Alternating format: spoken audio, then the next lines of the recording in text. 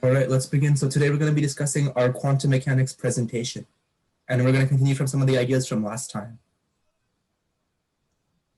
Okay, so the first topic is bracket notation, and this is the language that is used all throughout quantum mechanics. So bracket notation, also known as Dirac notation, was introduced by Dirac in 1939. This is the notation used all throughout quantum mechanics and beyond into other levels of quantum physics. So the two main objects are the ket vector and the bra vector, and we denote these with, for the ket vector, a vertical line and then a right-angled bracket. And so the ket vector is going to describe the state of the particle. And then we have the bra vector, which is a left-angled bracket and a vertical line. And so you can see why they call it bracket notation. We have the bras and the kets, and it sounds like brackets. So yeah. So for each ket vector alpha, there is a corresponding bra vector alpha.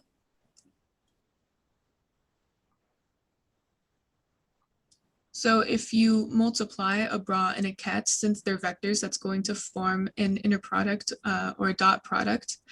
So here, the inner product of psi and alpha gives a probability amplitude, which gives the probability for a particle in the state alpha to be found in the state psi. So if you just kind of put the one on the right to the one on the left, if you switch them, then that is the complex conjugate. So alpha psi is the complex conjugate of psi alpha. And if two vectors are orthogonal, then their inner product is 0, which is just an ordinary property of vectors, of course.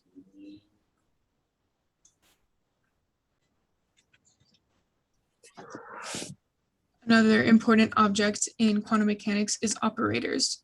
So in quantum mechanics, observables such as momentum, position, spin, etc. of a particle are called operators, which act on kets. For example, and when we have an operator, we denote it by putting a little caret on top of the variable, which is called a hat. So for example, where p hat is the momentum operator, if we have p hat acting on the ket alpha, that is going to yield the momentum of the state A. And so if two operators don't commute, so like A times B does not equal B times A, then both A and B cannot be measured accurately at the same time. And this is the Heisenberg uncertainty principle that we talked about last week. And so we can represent this relation with the object called the commutator. And so this is going to be represented by A comma B inside square brackets. And so the commutator of A and B is equal to AB minus BA. And so if you just do a little bit of algebra, if A comma B equals 0, then the two observables commute and they can be measured accurately at the same time. We can also represent operators with matrices, where each matrix element is defined as this alpha prime, A hat, alpha double prime, where alpha prime tells you the row and alpha double prime tells you the column. And you can see that in this example matrix down here. And the reason that we can represent operators with matrices is, remember that quantum physics is probabilistic. So each different matrix element represents a different possibility for the value of the operator.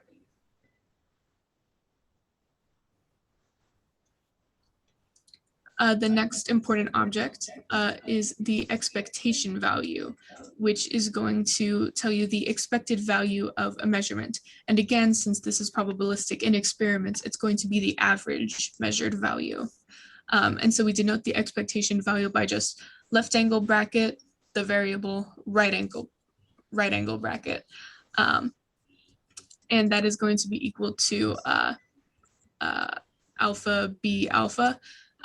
This one important thing to note is that the expectation value is not an operator. The expectation value is what's going to relate quantum mechanical calculations to real physical measured values, whereas operators are just used in calculations.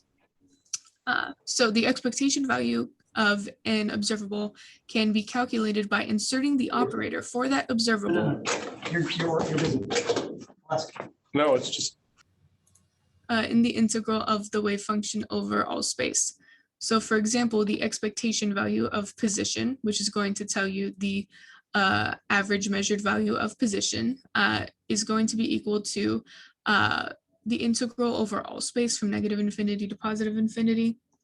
And then we have x hat, which is the operator for position, times the wave function squared, which is the probability amplitude, times dx.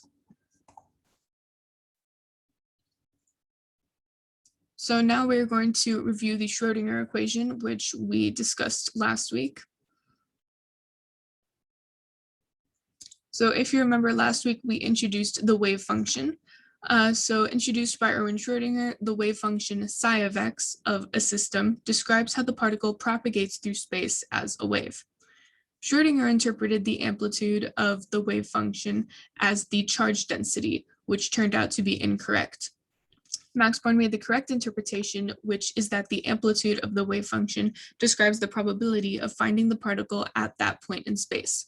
So if we look at this example wave function on the right here, we can see that it has varying amplitudes of crests and peaks. And so the point, either the highest point or the lowest crest or the lowest trough is going to be the point at which it's most likely for the particle to be found. So on this plane, the x value is the position of the particle, and the y value is the probability for the particle to be found at that point x. And so if you square the wave function, then that gives you the probability amplitude, which is the probability.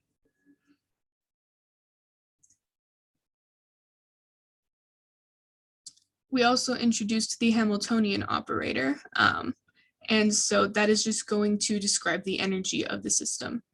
So classically, the equation for mechanical energy is E equals 1/2 mv squared plus the potential V of x. And we can write this in terms of momentum as P squared over 2m plus the potential V of x. And then, as we said earlier in quantum mechanics, observables such as momentum, position, spin, etc., are called operators. For momentum, p hat equals negative I h bar times del x. And so if we insert this new value of momentum, if we insert the momentum operator into the above equation for energy, then we get the Hamiltonian operator. So h hat equals negative h bar squared over 2m del squared to del x squared plus the potential V of x. And h hat is the Hamiltonian operator, also called the energy operator. And so if we act the Hamiltonian operator on the wave function, we get this equation, the Schrodinger equation. So we're basically just multiplying each term of the Hamiltonian by the wave function. So h hat times psi of x equals negative h bar squared over 2m del squared to del x squared times psi of x plus V of x times psi of x. And if we simplify this, knowing that the Hamiltonian is equal to the energy, we just have h hat times psi of x equals E psi of x. And so when we solve this equation, we get the wave function. All right, now we'll look at the time-dependent case of the Schrodinger equation. Oh, why would this be a time-dependent equation? Well, it's because of this partial derivative over here that you can see, right? Del t. Right here, this is the partial derivative. And this portion of the equation right here is the partial derivative of the wave function with respect to time. It's just the rate of change of this wave function here with respect to time, right? Measured in the direction of time, essentially. And so the other components, it's multiplied by I and h bar, which are two constants. I is the imaginary unit, right? And then h bar is h divided by 2pi, which if you'll remember, the E is equal to h nu, right? Energy is equal to h times the frequency, right? So this is where the h is coming in from. And you can also say that energy is h bar times your angular frequency, for example. So that's where the h bar comes in. And then as Jenna was discussing, we have the Hamiltonian operator. And we also have the wave function. So this right side stays very similar. And so the Hamiltonians are some of the energies in your system, and it will vary in different situations, right? So to use this equation, you look at your situation and you come up with this Hamiltonian operator, which is the main portion of solving the problem. And then once you do that, you can solve out for the wave function by solving the partial differential equation using some different techniques, right? Like separation of variables and then other complex techniques. And when I was in differential equations, we did separation of variables. And then from there, you can find the probability amplitude.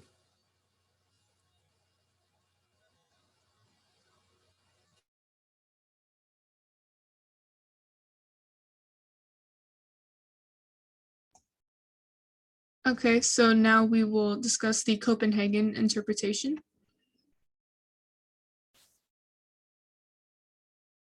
So first, we're going to talk about the Solvay Conference. The Solvay Conference is a conference which scientists, which chemists and physics of different backgrounds discuss new scientific discoveries. So the fifth Solvay Conference mainly focused on the properties of electrons and photons. Some of the people who attended this conference include famous scientists like Albert Einstein, Niels Bohr, Erwin Schrödinger, and Marie Curie.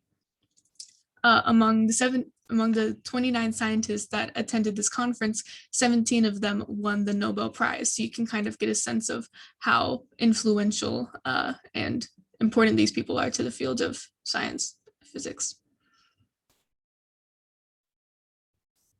So Niels Bohr and Albert Einstein represent two of the major groups that share different interpretations toward the weird phenomena of quantum physics. During the 5th and 6th Solvay conferences, Einstein and Bohr had constant arguments about the different interpretations about the properties of quantum mechanics. And these arguments greatly strengthen scientists' understanding towards the physical properties of quantum physics today. So now we're going to discuss one of their points of view, which was the Copenhagen interpretation.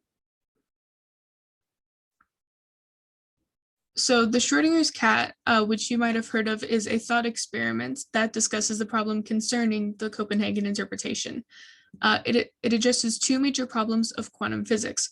What is the meaning of the wave function, and what is the meaning of wave function collapse? So in this thought experiment, we have this idea that a cat is trapped in the box, but until we open the box, we don't know if it is dead or alive. So the idea is that do we only find out if it is dead or alive when we open the box, or is the state only determined when we open the box? And so this applies to quantum mechanics because it's kind of difficult to figure out with the probabilistic nature of quantum mechanics. Is the state that we're observing reality, or does it only become reality when we observe it? So there are two views on the nature of the wave function. One, the wave function represents a real physical state, or two, the wave function describes a system. It describes how the system works, but it is not a real property. And so in this view, there exists a real physical property that we don't know yet. And so the wave function is just kind of acting as like this placeholder until we figure it out. The wave function is simply the subjective description of knowledge we have concerning a system's property.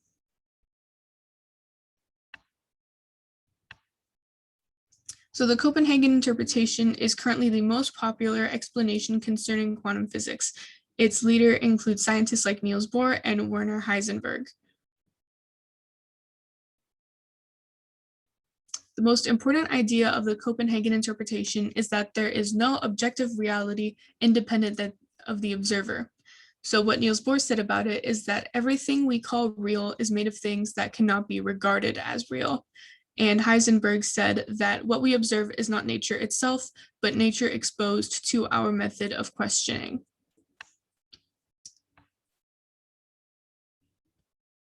So The Dragon in My Garage is a fable written by the famous scientist and science fiction writer Carl Sagan. The story describes a dragon that exists in a garage but cannot be touched, felt, or detected by any method. And it implies that things that cannot be observed are meaningless. And this is the idea of the Copenhagen interpretation that reality only exists by our observation.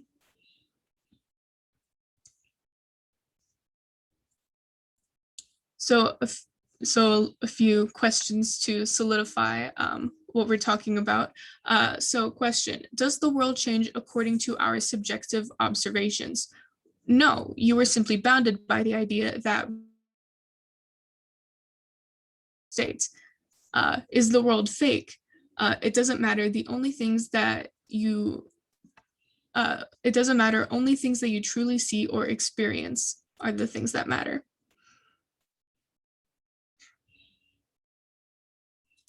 So that is going to be it for today.